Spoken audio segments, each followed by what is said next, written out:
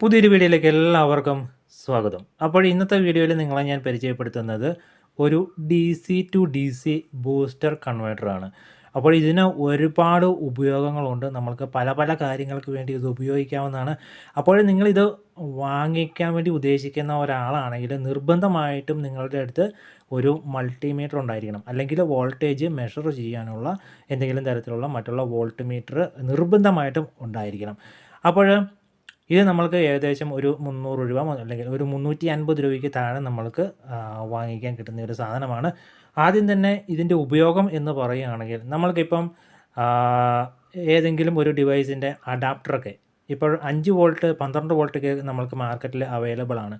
പക്ഷേ നമ്മൾക്ക് റെയറായിട്ട് വാങ്ങിക്കാൻ കിട്ടാത്ത ഏതെങ്കിലും ഒരു DC അഡാപ്റ്ററൊക്കെ നമ്മൾക്ക് അത് നമ്മൾക്ക് ഡാമേജ് ആവുകയാണെങ്കിൽ അതിൻ്റെ സ്ഥാനത്തൊക്കെ നമ്മൾക്ക് ഇങ്ങനെ ഒരു സാധനം നമ്മൾക്ക് ഉപയോഗിക്കാൻ പറ്റും. നമ്മൾക്ക് എത്രയാണോ ഔട്ട്പുട്ട് വേണ്ടത് അത് നമ്മൾക്ക് സെറ്റ് ചെയ്ത് ഉപയോഗിക്കാൻ വേണ്ടി പറ്റും. അപ്പോൾ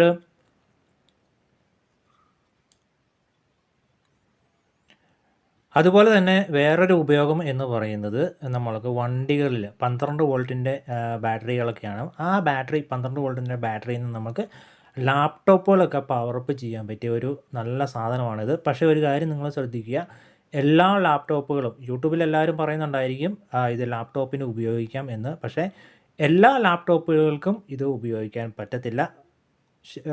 പറ്റത്തില്ല എന്നല്ല, പറ്റും. പക്ഷേ പിന്നീട് ലാപ്ടോപ്പുകൾക്ക് അതിലും വലിയ പ്രശ്നങ്ങൾ ഉണ്ടായേക്കാം. പ്രത്യേകിച്ച് സീരീസിൽ വരുന്ന ലാപ്ടോപ്പുകളൊക്കെ ഇതുപയോഗിച്ച് റീചാർജ് ചെയ്ത് ഉപയോഗിക്കാൻ പാടില്ല.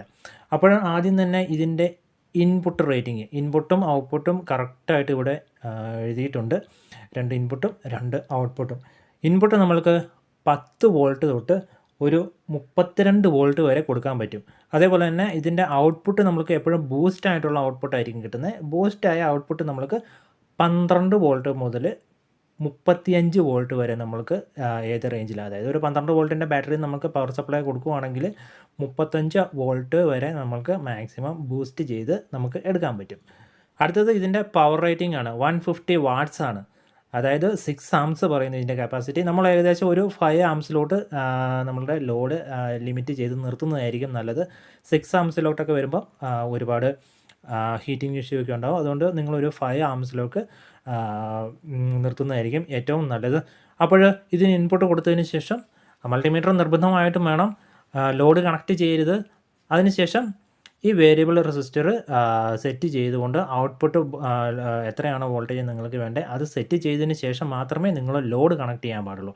സാധാരണ ലാപ്ടോപ്പുകളൊക്കെ 19, 18, 19, 20 വോൾട്ടൊക്കെ ആയിരിക്കും. അപ്പോൾ എത്രയാണെന്ന് വെച്ചിട്ടുണ്ടെങ്കിൽ ആ വോൾട്ടേജ് സെറ്റ് ചെയ്തതിന് ശേഷം മാത്രമേ ലാപ്ടോപ്പിലോട്ട് കണക്ട് ചെയ്യാൻ പാടുള്ളൂ. പ്രത്യേകം ഒരു കാര്യം ഒരിക്കൽ കൂടി പറയുന്നു, സീരീസിൽ വരുന്ന ലാപ്ടോപ്പുകളൊക്കെ ഇത് ഉപയോഗിച്ച് ചാർജ് ചെയ്യാൻ വേണ്ടി ഉപയോഗിക്കുകയാണെങ്കിൽ ചിലപ്പം പണി കിട്ടിയേക്കാം. അതേപോലെ തന്നെ നിങ്ങൾക്ക് മറ്റ് പല ആവശ്യങ്ങൾക്കും ഇപ്പോൾ 24 വോൾട്ടിൻ്റെ ബാറ്ററി ഉണ്ടെങ്കിൽ നിങ്ങൾക്ക് 12 വോൾട്ടിൻ്റെ ബാറ്ററിയിൽ നിന്ന് 24 വോൾട്ടിലോട്ട് നിങ്ങൾക്ക് ചാർജ് ചെയ്യാൻ വേണ്ടി പറ്റും ഇത് ഉപയോഗിച്ചിട്ട്. അങ്ങനെ ഉപയോഗിക്കുമ്പോഴും നിങ്ങൾക്ക് കൃത്യമായിട്ട് കറണ്ട് റേറ്റിംഗ് ഒക്കെ അറിഞ്ഞിട്ട് വേണം മാത്രമേ നിങ്ങൾ ആ പരിപാടിയൊക്കെ ചെയ്യാൻ പാടുള്ളൂ.